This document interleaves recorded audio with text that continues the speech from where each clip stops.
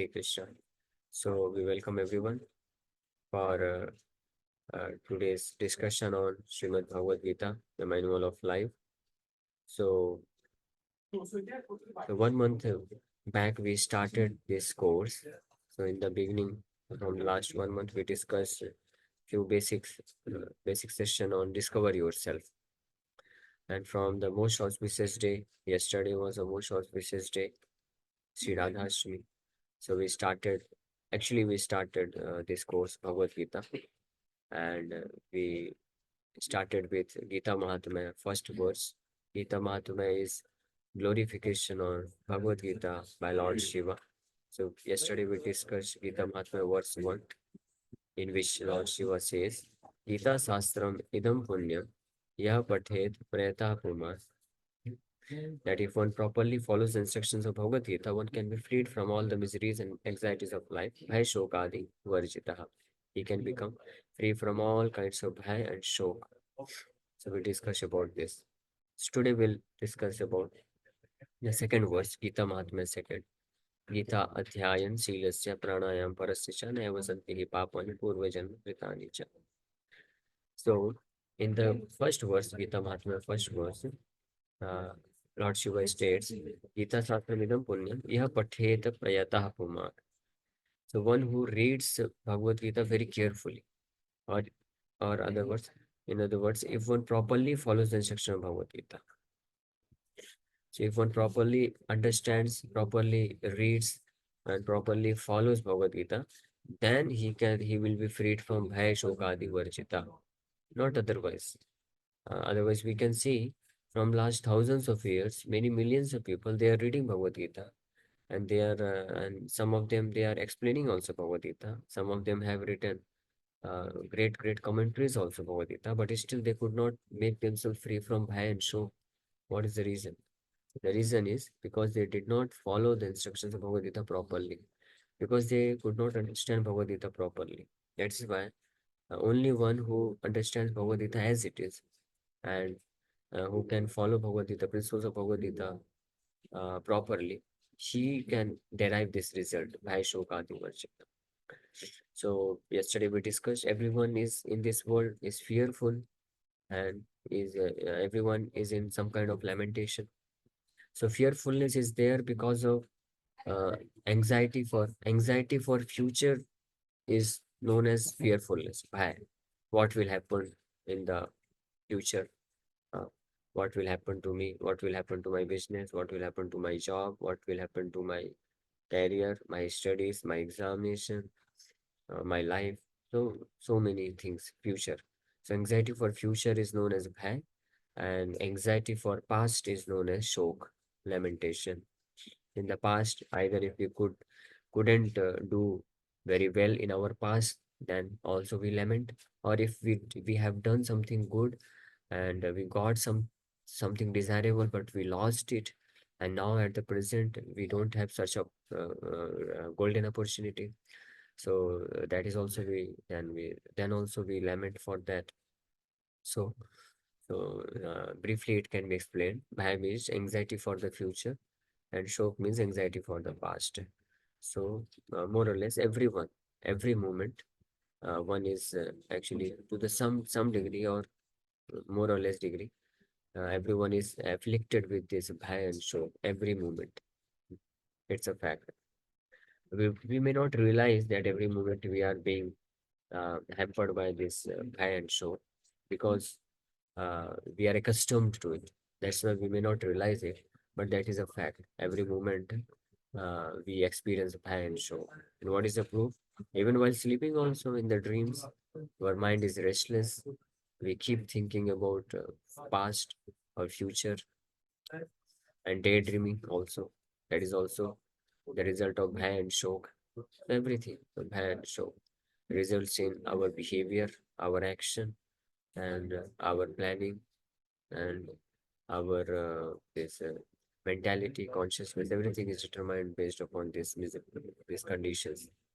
And show because of and some kind of anxiety is always there. So now one can become free from these things only by properly understanding Bhagavad Gita and trying to follow the teaching of Bhagavad Gita in one's life. So now, in the second, today's verse, Lord Shiva explains, and this is from Gita Mahatmya.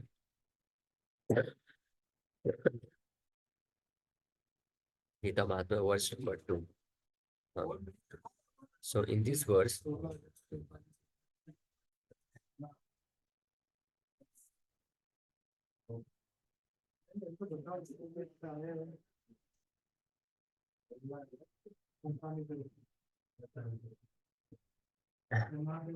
in the previous verse, Lord Shiva explained that one who properly understands or reads Bhagavad Gita, he can become free from Bhaishya. So now in this verse, he explains what is the meaning of properly reading or understanding Bhagavad Gita. This is Gita Adhyayan Silyasya Pranayam Parasya cha Naiva Shanti Papani Purva Janma Kritani cha. If one reads Bhagavad Gita very sincerely and with all seriousness, then by the grace of the Lord, the reactions of his past misdeeds will not act upon him. So, so how one should take up the course of Bhagavad Gita, the BGML course that is being explained in this verse. That is the instruction of Lord Shiva. Please listen carefully. So, because then only you will derive the maximum benefit out of it. Of course, some benefit you will definitely get, but maximum benefit if you want to derive. So you listen this very carefully. So are you ready? How many of you are listening carefully? Yes, attentively. You are hearing. Okay. Only 4, 5. Okay. What about others? So Lord Shiva is explaining uh, uh, with, how one should hear, how one should take up this course of BGML classes, how one should hear Bhagavad Gita so that he can derive the complete benefit. So he explains, if one reads Bhagavad Gita very sincerely and with all seriousness, sincerely. So what is the meaning of sincerely and seriousness? So actually we should have this interactive session, but because we have less time and online, most of the time interaction is not possible. But in offline classes, we do uh, great session on this sincerely and seriousness. So anyway, I'll just explain to you. You try to hear it and try to understand what does it mean to be sincere and to be serious in hearing or reading Bhagavad Gita so that you can derive the full benefit out of this course. And what is the full benefit? That has already been explained in the first verse, and in this verse also, the one benefit, another benefit has been given to us. In the first verse, Lord Shiva has already stated one can become free from Bhaya, Shoka, Adi. Adi means all, starting from Bhaya and Shoka and etc. All the miseries and anxieties of life, one can become free. And that is what we want in our life. Everyone is working hard for this only. All the educational institutions, all the medical advancement, technological advancement is being done by human society today, just to make us free from miseries of our life, anxieties of our life. That is our aim. So if this aim can be fulfilled simply by properly understanding, reading, and following the instructions of Bhagavad Gita, so why we should not take interest? Then rather we should become very interested and very serious about it. So, so that is the result. And second result is being explained in this verse. Naiva santihi papani purva janma kritani cha. Then by the grace of the Lord, the reactions of his past misdeeds will not act upon. This is also very important thing. If one can read Bhagavad Gita very sincerely and seriously, and one can understand and follow its instructions, then by the grace of the Lord, the reactions of his past misdeeds will not act upon us. Whatever suffering uh, comes in our life, that is because of our past misdeeds. That's why it is said, as you sow, so shall you reap. So in this life, whether bodily miseries or mental miseries, anxieties, whatever we get, that is because of our past misdeeds. So if one takes the instructions of Bhagavad Gita properly, he understands, then by the grace of the Lord, the reactions of his past mischief will not act upon it. This is the second benefit. So what does mean sincerity and seriousness? Sincerity is sincere is a word. It has come from Greek. So sincere, it has come from sincera. Sincera means without adulteration, no adulteration, no mixing, right? In its pure form. That is known as sincerity, without any other motivation. So sincerely reading Bhagavad Gita or sincerely trying to hear and understand Bhagavad Gita means one should have the attitude of understanding Bhagavad Gita or applying its philosophy in one's life as per the instruction of the Supreme Lord, as Arjuna accepted it. The purpose of Bhagavad Gita should be kept in the center, and then one should read Bhagavad Gita, one should hear Bhagavad Gita, or one should explain Bhagavad Gita also. The purpose, because that is the main point. If one forgets the purpose of Bhagavad Gita and with some other motivation, if he either reads or hears or propagates Bhagavad Gita, then that is insincerity. For example, very simple example I'll give you will be able to understand. Yeah. Suppose a person who reads or promotes Bhagavad Gita just for the sake of making his career, or making his business, to promote his business. Just like there are many persons who, in the name of Bhagavad Gita, they try to promote their business. They try to means do business out of Bhagavad Gita. They speak Bhagavad Gita, but they want to earn something else. Either they want to earn money or they want to earn name, fame, and so many different things. Like many times we see many politicians or big leaders, they use these religious functions. They use Gita Bhagavad Path uh, their purpose is not to become devoted to the Supreme Lord.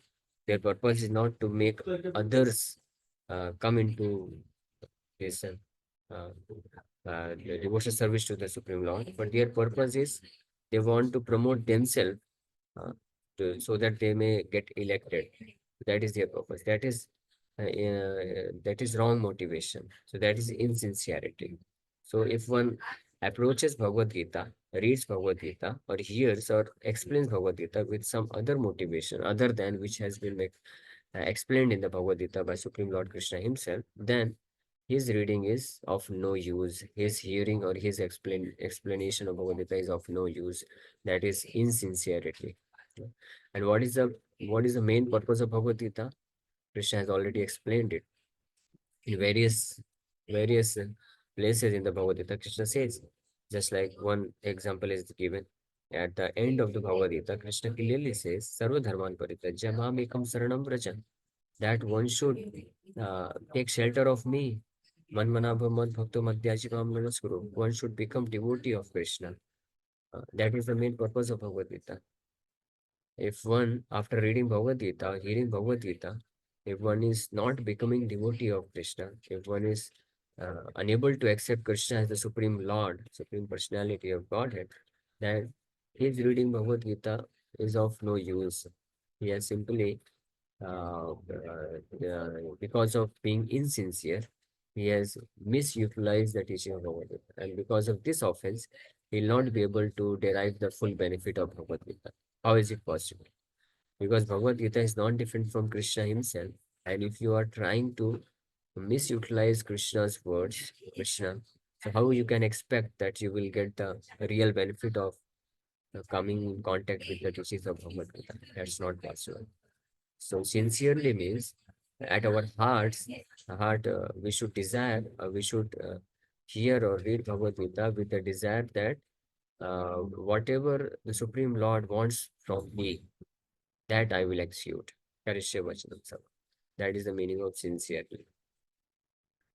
And second thing is seriousness. Seriousness means one should be serious. Serious means one should be regular and one should be attentive and one should hear with the desire to understand the contents of the Bhagavad Gita and one should this have the attitude that I will try to understand Bhagavad Gita and I will try to apply it in our life.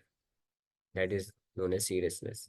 Suppose if a person she goes to a doctor uh, and he takes some prescription from the doctor, but as soon as he comes home, he is not willing to apply the prescription. He is not willing to take the medicine. He is not willing. He is not taking the instructions of the doctor seriously. Means he is not following the instructions of the doctor. Then that is insincerity. That means he is not serious about visiting doctor. And then that is why he will not be able to get the complete benefit of getting instructions from the doctor. Similarly, Krishna is supreme doctor. So if one reads Bhagavad Gita, understands Bhagavad Gita, so after reading, one should read or hear just like you are hearing. So in this course, we will be reading as well as hearing also. So so if you are reading and hearing Bhagavad Gita, but if you do not do it with the purpose of trying to understand and then with the purpose of applying it in our life, then it is not seriousness. Of course, the application part may be little difficult in the beginning, and it may also take some time for you to be able to understand the philosophy or and eventually to be able to apply it in your life. That is a different thing. That doesn't make any that is not the problem. Eh, So one may take time. It may take time. Gradually, you may be able to understand the philosophy of Bhagavad Gita, and according to your time plus circumstances, situation, you may be able to gradually apply that history of Bhagavad Gita. But at least we should have the desire that yes, I want to understand the teachings of Bhagavad Gita and I want to apply it in our life as far as possible, maybe gradually. So there is no problem, but still that will be known as seriousness. So with so in this way, if with this sincerity and with this seriousness, if one hears Bhagavad Gita and reads Bhagavad Gita, then automatically, because it's a science, great science, so then automatically, by the grace of the Lord, all the past misdeeds, the effect of one's past misdeeds will not act upon it. And this has been already also confirmed by the Supreme Lord himself in the Bhagavad Gita, 18th chapter. So at the end of the Bhagavad Gita, Krishna says, Sarva Dharman Parityajya Mam Ekam Saranam Vraja Aham Tvam Sarva Papebhyo Moksheshyami Ma Sucha. Abandon all varieties of religion and just surrender unto me. I shall deliver you from all sinful actions, do not fear.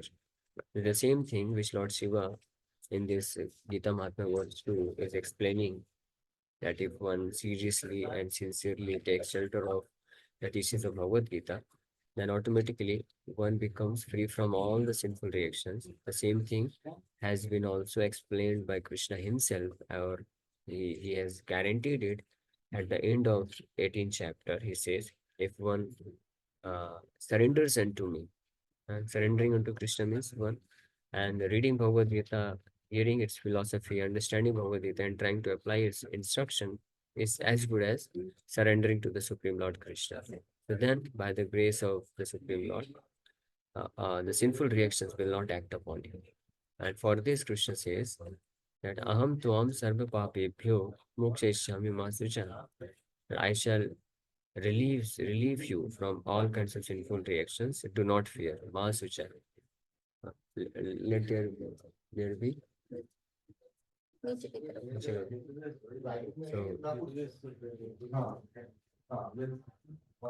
so do not fear.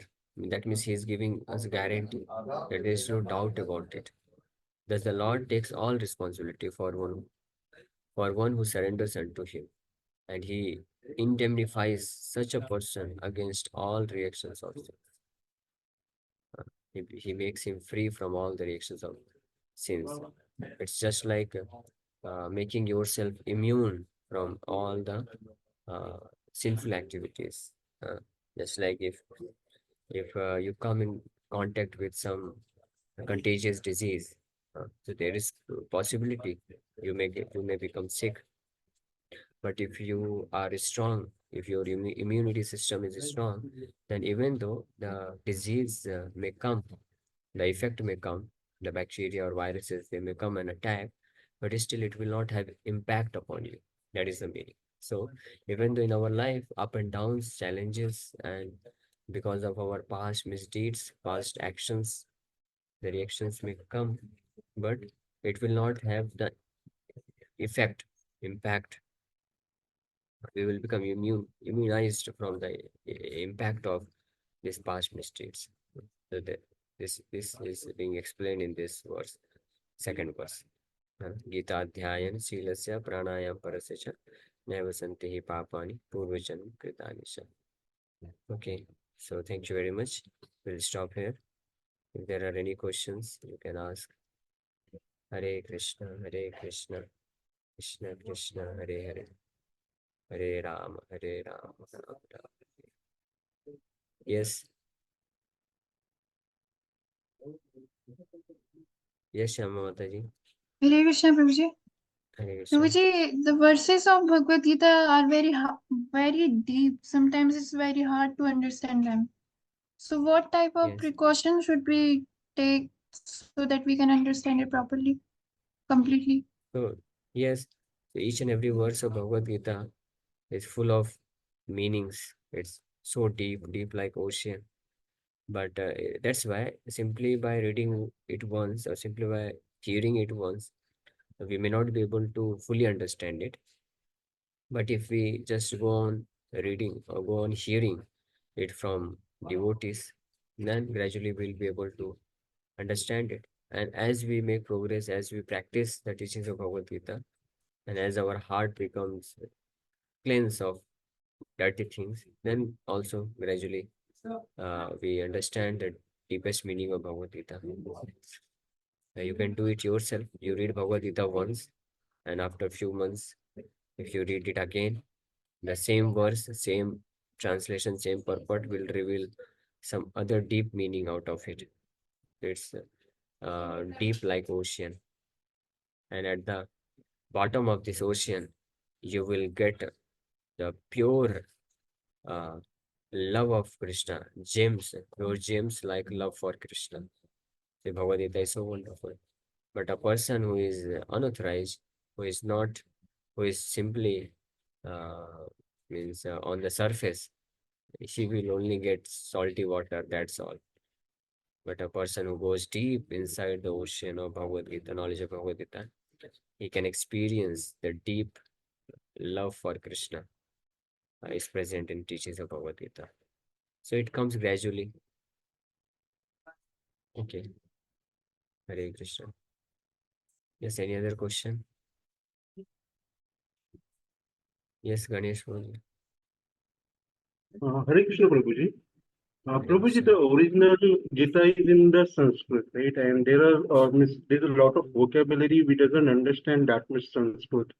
So is it Yeah. really necessary to learn the Sanskrit and remember it in the Sanskrit, or just understanding the concepts in other language will be easy? Like in English, we understand the Gita, No, it will be easy. no.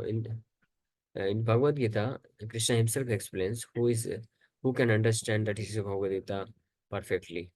So Krishna never says that one who knows Sanskrit grammar very perfectly, he can understand Bhagavad Gita. What he says, tad vidhi pranipatena pariprasnena sevya updekshanti te jnanam jnaninas tattvadarshana. My dear Arjuna, if you go and take shelter of a bona fide devotee of mine, a pure devotee of mine, and if you surrender to him, if you serve him by his mercy, when he will explain, then you can understand this conversation of my divine conversation, this Bhagavad Gita, knowledge of Bhagavad Gita perfectly. So we don't require to study or know Sanskrit separately. In fact, if you read this Bhagavad Gita given by Srila Prabhupada, so it's so powerful that if you read Sanskrit verses, word to word meaning, translation, and purport, then you can understand Sanskrit also. It's not difficult. I have also never studied Sanskrit so thoroughly. In my school days, I think 2 3 years, we just I studied some little bit Sanskrit. That too in our fourth, fifth, sixth standard. So we just took it just lightly. We didn't take it seriously at that time. But after when I came to college, I started reading Prabhupada Bhagavad Gita and Bhagavatam.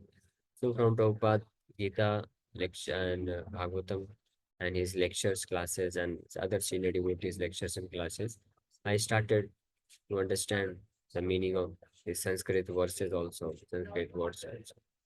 So in this course also we will be discussing like this. Each and every words we will take and we'll discuss the Sanskrit word to word meaning as well and translation and purpose by His Divine Guru Srila Prabhupada. So gradually we'll understand Bhagavad Gita in this way. Okay. Hare Krishna. Prabhuji, why did Lord Krishna select Sanskrit only for speaking to Arjuna? Yeah, very good question. Because Arjuna was sincere and serious about hearing Bhagavad Gita, which Lord Shiva is telling in this verse, today's verse, Gita Mahatmya, second verse, that if one reads or hears Bhagavad Gita sincerely and with seriousness, then he will be able to derive full benefit. So that's why Arjuna was chosen by the Supreme Lord, because he was sincere. Sincere means he had no ulterior motivation or no wrong motivation, no misunderstanding. Why? Because he was a devotee. Bhaktavasi mein Sakha Cheti. He was devoted to the Supreme Certainly. Lord. Yeah, that But is the why only meaning of Sanskrit? Why not sincerity. Avdi, Krishna's national language? Sorry? Why Sanskrit?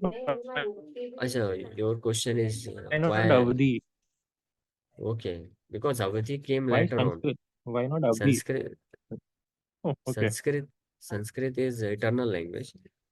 So only Sanskrit was there Okay. at that time. Right. Other Okay. languages came later on. And might be some other languages may be present, but Sanskrit is Devanagari. It's a Dev Bhasa. Mhm. It is the purest language. Okay. Prabhuji, but Avdi was Krishna's language, right? Yeah, Avadhi, Right. no, I don't know exactly. It's doubtful. Right. Okay. Right. 5,000 years back, uh, in Hare Bhagavatam, everywhere we find only Krishna. Sanskrit verses are there. When Krishna spoke to Nanda Baba, Yashoda Maiya, or Gopis or Sakhas, so Krishna spoke Sanskrit. So I don't know. But anyway, it doesn't matter. Language is not so important. The real Right. language is language of love, Right. language of devotion. So by Certainly. following any language, if we can understand the philosophy of Bhagavad Gita and if we Mm-hmm. can develop love for Krishna, that is Mm-hmm. success. Yeah. Right. Okay. Hare Krishna. Pranam, Hare Prabhuji. Krishna. Okay. Hare Krishna.